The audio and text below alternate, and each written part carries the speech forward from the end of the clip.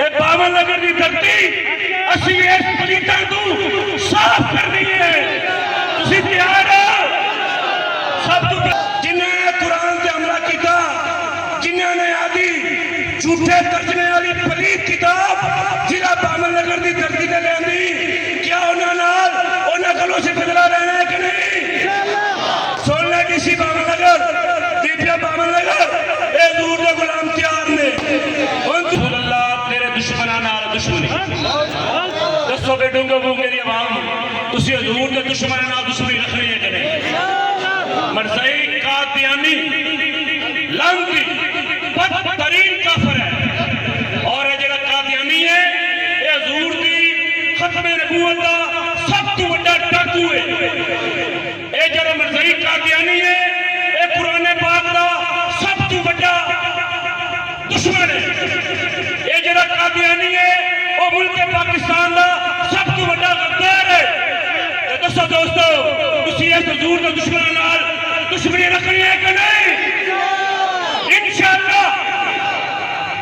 جنہیں بھی پاکستان میں ادارے وچ قادیانی مرتد بیٹھے نے انہاں نوں عہدے تو ہٹاونا کہ نہیں بولو بھائی بولو کرنا نہیں ہن وقت آ گئے ہن وقت آ چکا کہ ملک پاکستان جو اس گندا صفایا کرنا ہے جیسا کہ تک بھی قادیانی پاکستان بھی سٹیٹس میں کی موجود ہے پاکستان بھی بیوروکریسی کی موجود ہے اس وقت تک دین غداری ہوندی رہے گی دسو دین دے غداراں دا صفایا کرنا ہے کہ نہیں اٹھو کے اٹھو یار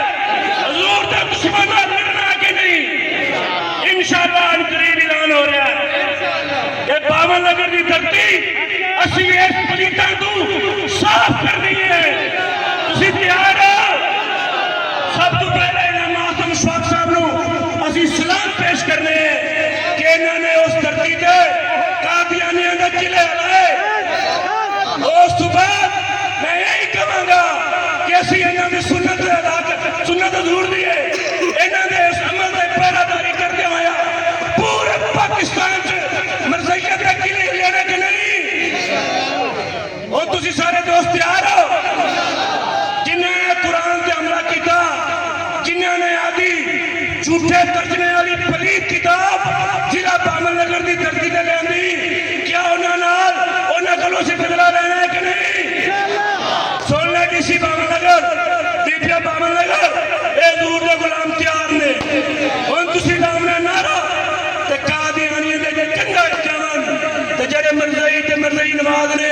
انہوں نے پتہ چاہی جائے